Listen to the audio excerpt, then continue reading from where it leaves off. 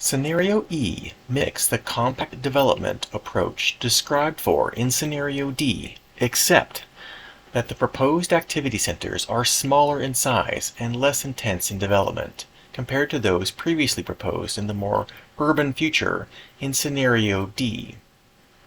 Morrison Plantation, at the northwest corner of Williamson Road and Brawley School Road, is one example of a mixed-use activity center, similar in size, scale, and intensity to those proposed in Scenario E.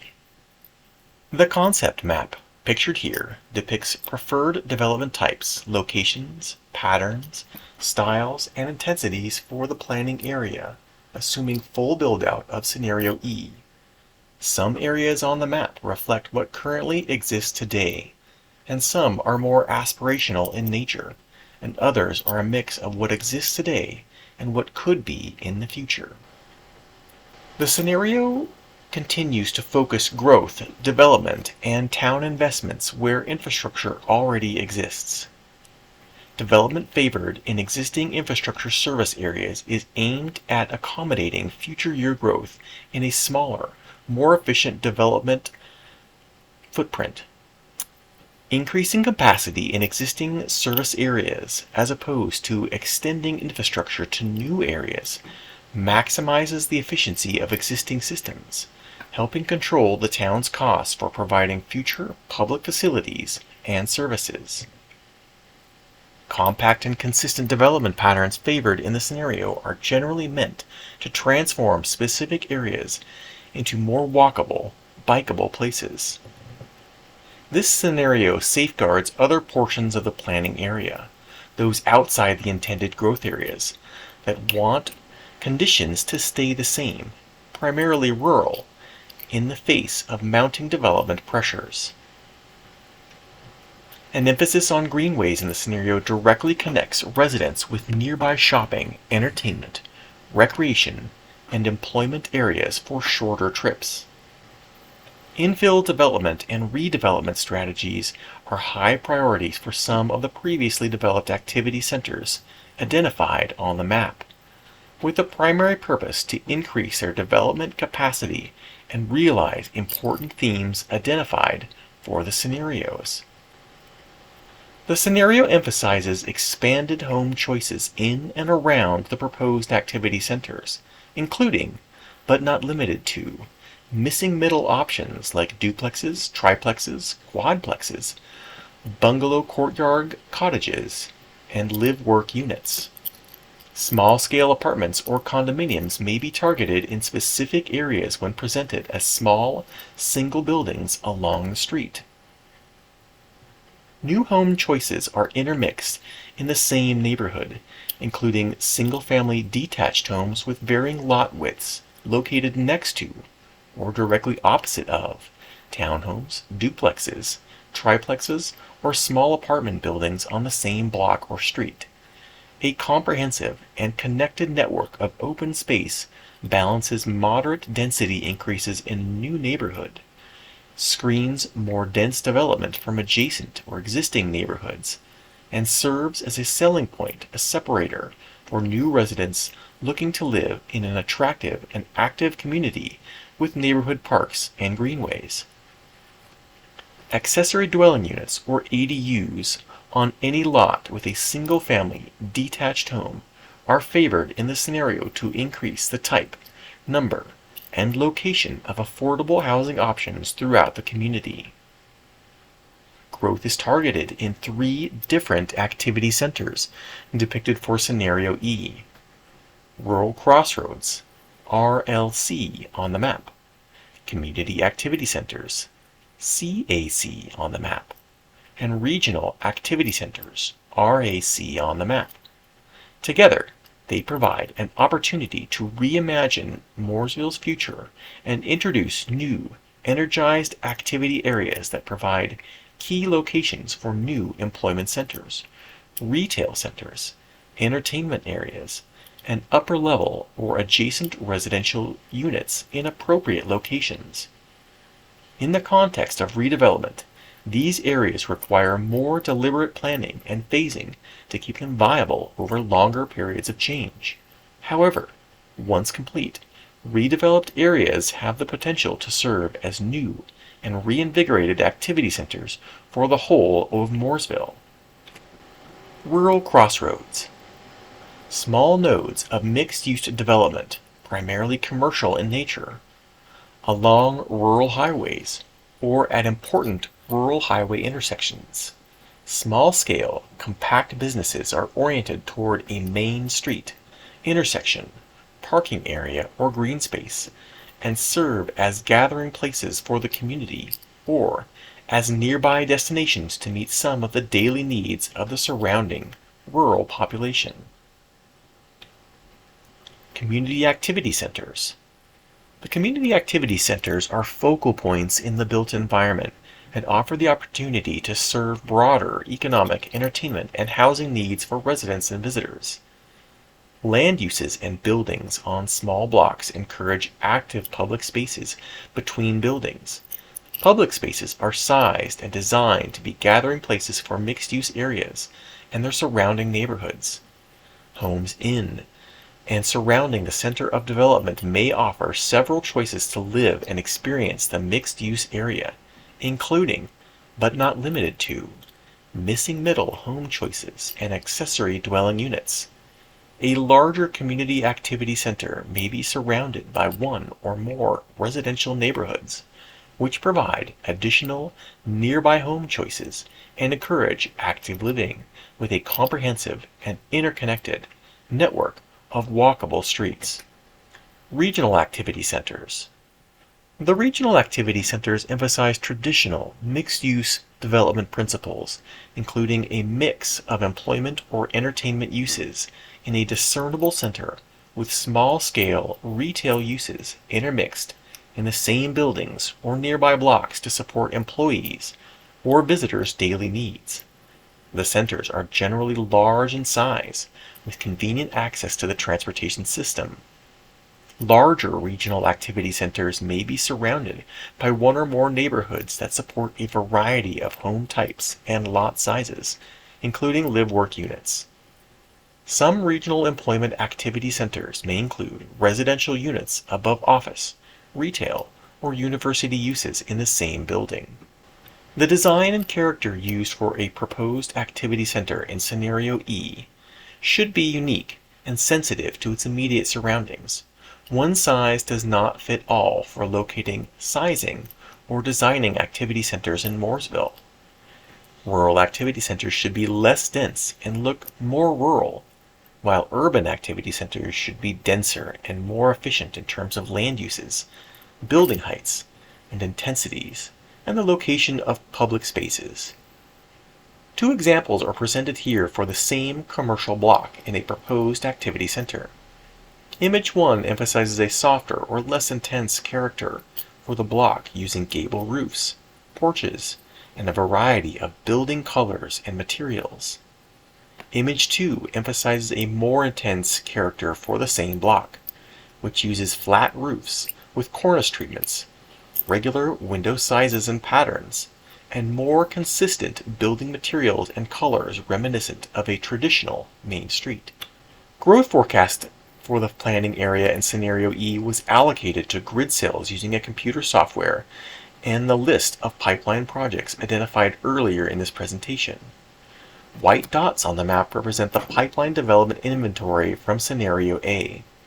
Basically, we cannot ignore projects already approved by the town's Board of Commissioners in any of the alternative scenarios, B through E.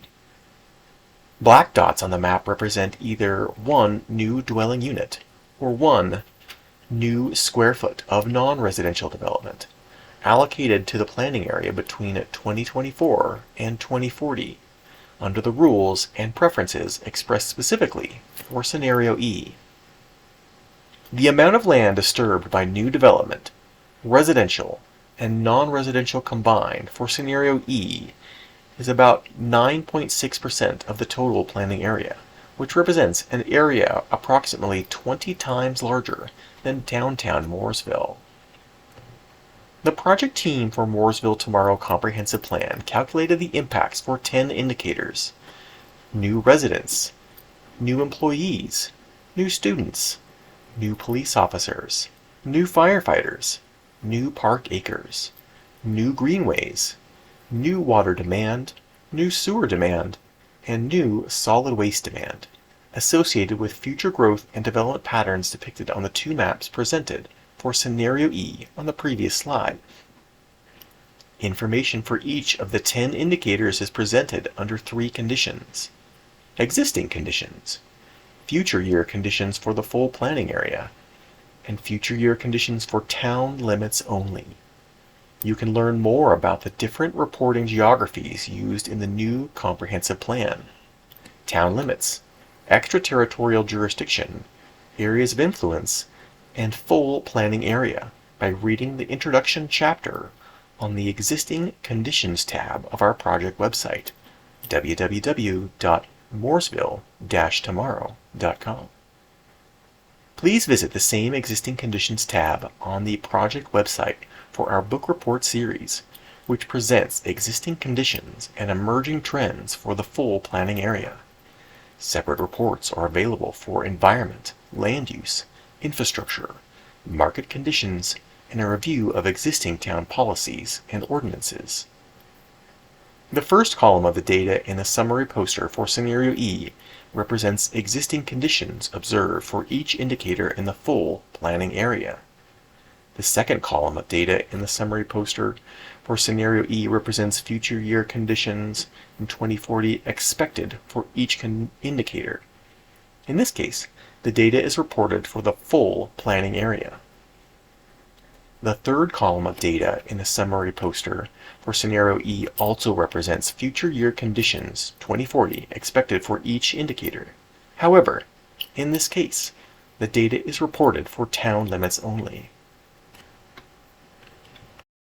Governments have certain responsibilities to construct, operate, maintain, and replace community facilities and services or infrastructure to keep pace with existing and future year development patterns. Some infrastructure categories are planned and funded solely by the Town of Mooresville, while others are provided by Iredell County, the Mooresville Graded School District, Iredell-Statesville School District, the State of North Carolina, private utility companies, or other partners. In some cases, private developers build certain infrastructure, such as streets, water lines, sewer lines, parks, public spaces, etc., to serve their newly developed neighborhoods, employment centers, shopping centers, etc., and dedicate it to the town, to Iredell County, or the NCDOT when the project is complete. The type, location, and capacity of infrastructure in the community, its service delivery, are critical to the town's ability to grow and develop in accordance with the concept map presented earlier for Scenario E. Service delivery is also critical to managing the cost and timing of needed improvements, which can dramatically impact property owners with increased taxes if expenditures are not well planned and well funded in future year capital and operating budgets. The information presented over the next few slides approximates the demand for new facilities and services generated by the type, location, pattern, mix, and intensity of development envisioned for the planning area. Data is reported for 5 categories: fire protection, police protection, parks and public spaces, sewer service, and water service. This information will be considered again during a detailed cost of services study that will be prepared in the coming months to accompany the new Mooresville Tomorrow Comprehensive Plan. Information generated in the cost of services study for expected revenues, expected expenditures, capital needs, and potential return on investment, that is, revenues versus expenditures, will allow stakeholders the opportunity to make more informed decisions about their future. The 2 new fire stations, Station 7 in the Langtree area and Station 8 near the new Exit 38 Activity Center proposed on Interstate 77, would be needed to serve future development and maintain minimum fire suppression and response time standards. Both locations are marked with white asterisks on the map.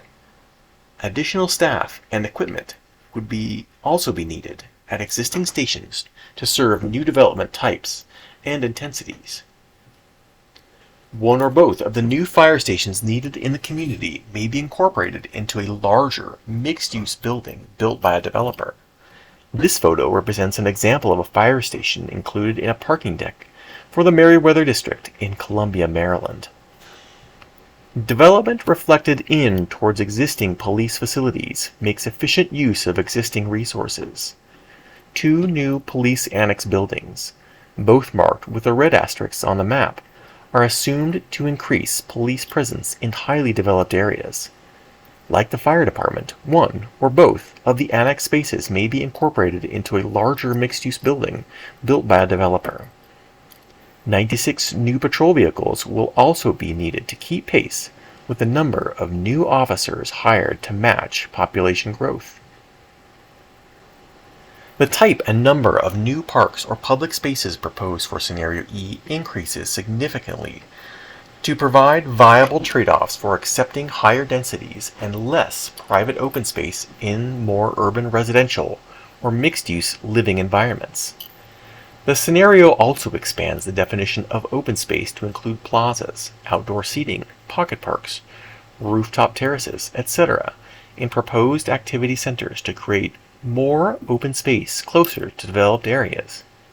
Many of the parks or public spaces proposed in the activity centers would be built by developers as a condition of approval for their projects. See the activity center descriptions presented earlier in the recording. A modest increase in the sewer service area, generally the town limits, would be needed primarily north and west to serve the intended growth area for Scenario E. However, reflecting development toward existing resources reduces the expansion area more than 50% compared to Scenarios B and C.